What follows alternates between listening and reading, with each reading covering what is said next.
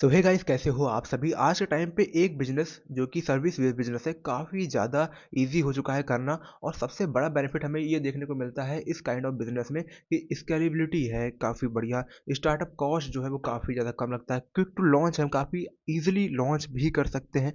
इसके अलावा मैंने बताया आपको मार्जिन तो अच्छा खासा रहता है इस पे, क्योंकि आपके पास कोई ऐसा गुड्स नहीं है जिसको आपको रॉ मटेरियल के लिए आपको कॉस्ट लगाना है, आपको इन्वेंट्री के लिए कॉस्ट लगाना है, वहाँ तक पहुँचाने के लिए आपको कॉस्ट लगाना है।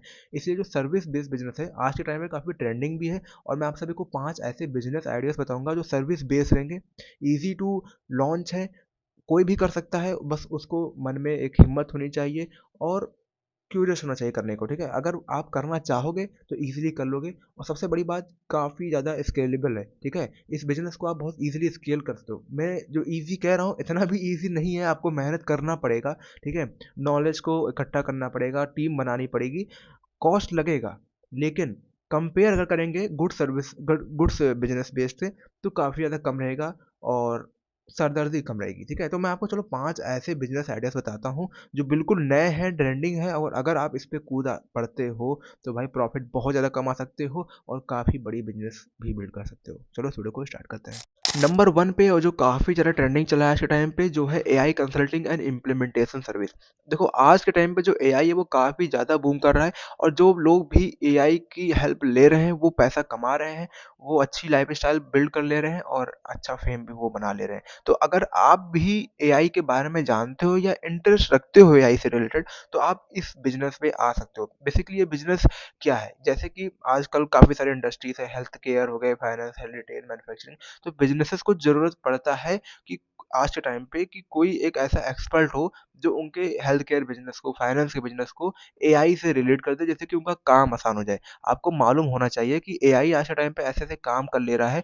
मतलब आप मान के चलो 10-20 आदमी का काम अकेले एक एआई कर ले रहा है। तो एक जो एज़ अ मैं बिज़नेसमैन, मैं क्यों 10-20 आदमी को रखूँगा, एक्स्ट्रा उनको सैलरी दूँगा, जबकि वो काम मेरा कुछ सेकंड में, कुछ घंटों में एक एआई करके मुझे दे दे रहा है। तो ये जो सर्विस है एआई प्रोवाइड करने वाला, ये आप प्रोवाइड कर सकते हो। कैसे करोगे भाई? जैसे कि लेट्स सपोज़ फाइनेंस में किसी को किसी रिलेटेड प्रोडक्ट है, मतलब मान के चलो कोई प्रॉब्लम है जो आपको फाइंड आउट तो करना पड़ेगा। देखो, इतना आप बिज़नेस कर रहे हो तो आपको फाइंड आउट तो करना पड़ेगा कि इस पर्टिकुलर बिज़नेस में नीच में क्या प्रॉब्लम चल रही है जिसको आप हेल्प कर सकते हो। तो उतना तो आपको कर लेना है। उसके बाद आपको उसी प्रॉब्लम को सॉल्व करना है अपने एआई से। ठीक है? आप कोई टूल डेवलप कर सकते हो। अब आपको अगर नहीं आता है तो आपको ऐसा टीम बनानी पड़ेगी जो उसको कोडिंग आती हो, जिसको एआई के बारे में नॉलेज हो। अब या तो आपको खुद आना आता हो, तब तो आपके साथ कॉस्ट और भी ज़्यादा घट जाएगा, और अगर आपको नहीं आता है तो आपको ऐसे बंदे ढूँढ के लाने होंगे जो इन फील्ड में इंटरेस्टेड हो, एक्सपीरियंस हो, और क्रिएट कर सकते हो। साथ मिलके पार्टनरशिप भी कर सकते हो और बढ़िया काम चलेगा आपका इस पे। नंबर 2, इस बिज़नेस का नाम है सस्टेनेबल प्रोडक्ट सोर्सिंग एजेंसी। ये एक ऐसा बिज़नेस है जो हेल्प करता है जो भी इको फ्रेंडली प्रोडक्ट होते हैं, जो एथिकली प्रोड्यूस हुए होते हैं, उनको डायरेक्ट उनका जो रॉ मटेरियल होता है वो बिज़नेस और सप्लायर्स के बीच का एक तरह से आप मीडियम होते हो जो जोड़ते हो आपस में। इसमें करना क्या होता है मैं आपको बता देता हूँ। कुछ एग्ज़ाम्पल्स मैं आपको समझाता हूँ तो आप अच्छे से समझ पाओगे।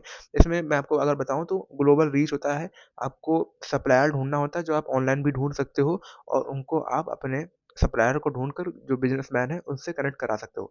अब इस कौन-कौन से फ़ील्ड में मैं आपको कुछ सर्विस के एग्ज़ाम्पल देता हूँ। जैसे कि फ़ैशन ब्रांड में ऑर्गेनिक कॉटन की ज़रूरत पड़ती है, रिसाइक्ल्ड फैब्रिक्स की ज़रूरत पड़ती है, प्लांट बेस्ड डाइज़ आते हैं उनकी ज़रूरत पड़ती है, जो एज़ अ बिज़नेसमैन मेरे पास नहीं होता है, तो मुझे ढूँढने के लिए मार्केट में आना पड़ता है। अब मैं तरह-तरह के ढूँढता हूँ, मुझे मेहनत करना पड़ता है, मेरा टाइम लगता है।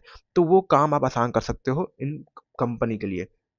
आप बढ़िया प्रोडक्ट ढूँढ के, जैसे कि अगर ऑर्गेनिक कॉटन की बात करें, तो आप ऑर्गेनिक ऑर्गेनिक कॉटन को अच्छे से ढूँढकर, जो ऑर्गेनिक हो, अच्छी कंपनी के द्वारा बनाया गया हो, ठीक है, सब कुछ प्योर हो, उसको ढूँढकर बिज़नेस वैसे क्रिएट करा सकते हो, या बीच अपना मीडियम बन सकते हो, या तो फिर आप डायरेक्ट उनको कनेक्ट करा के अपनी फीस ले सकते हो।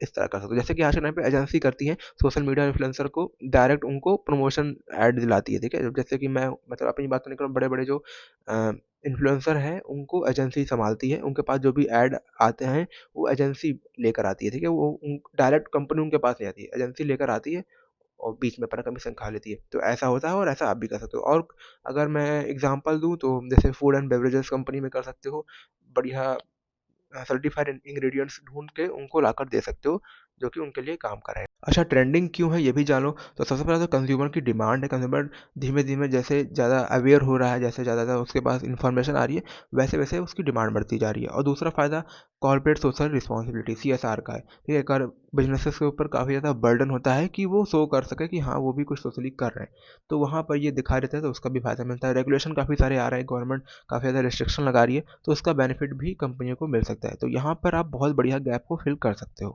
नंबर 3 है हेल्थ एंड वेलनेस कोचिंग।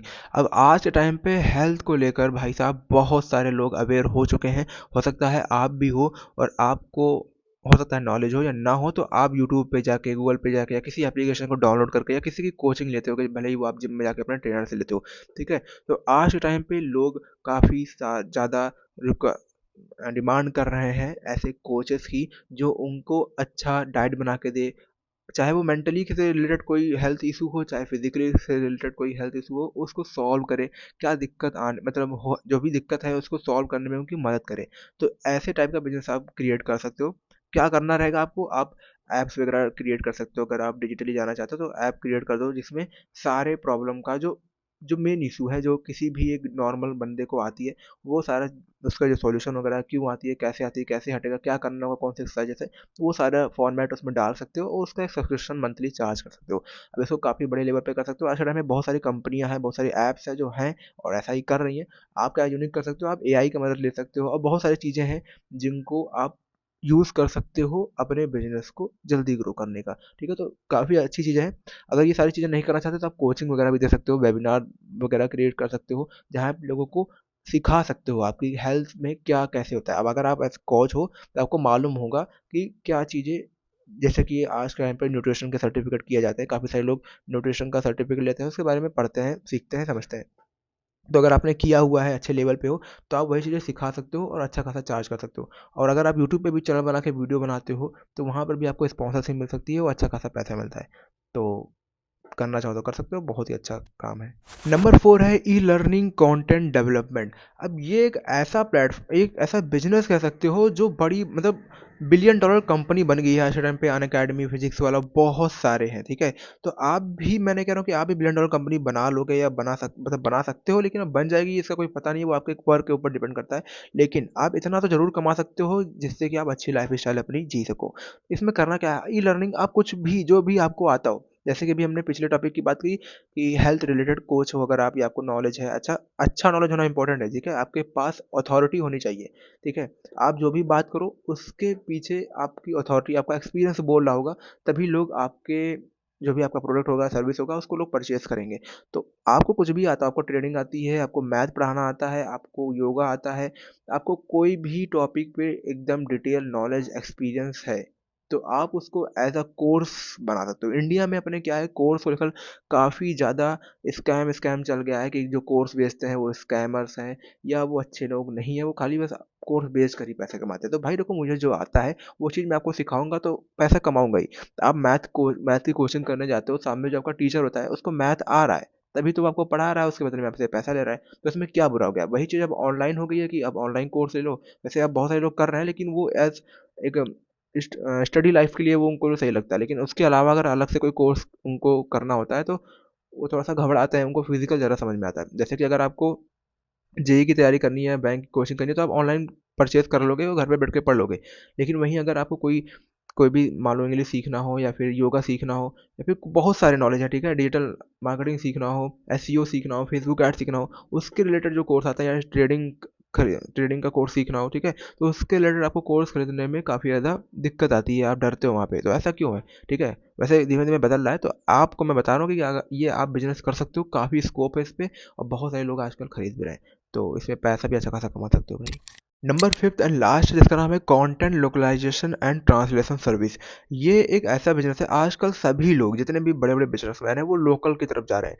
जैसे कि उनको अलग अलग लैंग्वेज पे वेबसाइट चाहिए, अलग अलग कल्चर के हिसाब से उनको अपना जो भी ऐप होता है, वेबसाइट होता है, या फिर जो प्रोडक्ट होता है, उसको डिज़ाइन कराना होता है। ठीक है, आप लोग देखते होंगे जब अलग अलग फेस्टिवल आता है, अलग अलग धर्मों का, या फिर किसी भी स्पेसिफिक पकड़ सकते हो, तो उस हिसाब से जो प्रोडक्ट का डिज़ाइन होता है वो चेंज हो जाता है। गूगल खुद जब कोई बड़ा फेस्टिवल होता है तो अपने लोगों को चेंज कर देता है। ठीक है, आप देखे होंगे काफ़ी बार।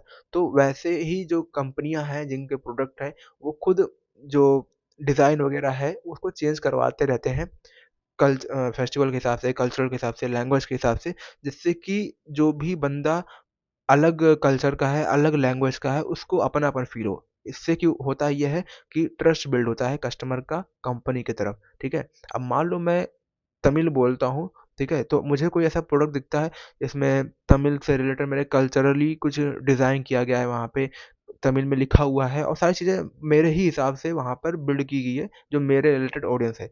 तो मुझे उस कंपनी से ज़्यादा ट्रस्ट फ़ील होगा, मैं उसी के प्रोडक्ट को खरीदना चाहूँगा। अगर कोई और कंपनी रही है जो ज़्यादातर मान के चलो इंग्लिश में प्रोडक्ट बनाती है या फिर सारा चीज़ उनका इंग्लिश से रिलेटेड है, तो मैं तमिल की तरफ ज़्यादा प्रेफ़र करूँगा खरीदना, ठीक है? तो मेरा ट्रस्ट बढ़ेगा। वैसे ही आप एक सर्विस बेस्ड कंपनी खोल सकते हो, जहाँ पर जो बड़ी-बड़ी कंपनियाँ होती हैं, उनको दिक्कत होती है ट्रांसलेट करने पे। तो आप ऐसे बंदे हायर कर सकते हो या आप खुद कर सकते हो अगर आपको आता हो कि उनके लिए आप ट्रांसलेट कर सकते हो अकॉर्डिंग टू उनके जो भी नीड्स हो, कल्चरली हो या फिर लैंग्वेज रिलेटेड हो।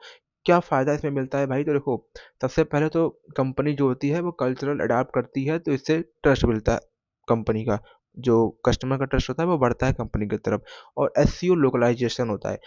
देखो, अगर कोई भी कंपनी किसी लोकल एरिया में ज़्यादातर फिक्स हो जाती है तो उसी को फ़ायदा होता है। इसीलिए जो अलग-अलग कंपनी है वो अलग-अलग एरिया के हिसाब से अलग-अलग मार्केटिंग करती है। आपने देखा होगा जितनी भी बड़ी-बड़ी कंपनियाँ होती हैं जब वो आप कहीं अलग स्टेट में जाओगे तो वहाँ उसकी अलग मार्केटिंग दिखेगी।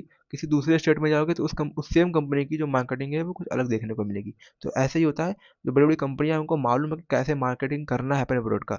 तो मैं नहीं कह रहा कि आप अभी कंपनी खोलोगे तो बहुत बड़े-बड़े क्लाइंट आपको मिल जाएँगे, लेकिन बहुत सारी ऐसी छोटी कंपनियाँ भी अभी मीडियम वर्ग की कंपनियाँ हैं, जो ढूँढ रही हैं ऐसे सर्विसेज़ जो एक अफोर्डेबल कॉस्ट में और अच्छी क्वालिटी उनको मिल सके। तो आप प्रोवाइड कर सकते हो और एक बार जब आपका एक अच्छा टेस्टिमोनियल बन जाए, तो फिर आप बड़ी कंपनी को भी अप्रोच कर सकते हो। ठीक है? तो ये था वीडियो, अच्छा लगा तो लाइक कर देना। यहाँ पर वैसे फाइनेंस, सेल्फ इम्प्रूवमेंट और ट्रेडिंग रिलेटेड वीडियोज़ सीखने को मिलती रहती है, जो आपको हेल्प करती है ग्रो और अर्न करने में। चलो मिलता हूँ नेक्स्ट वीडियो पे। पहली बार आओ तो सब्सक्राइब कर लेना, कोई डाउट वगैरह हो, क्वेश्चन हो तो कमेंट में मुझसे पूछ सकते हो।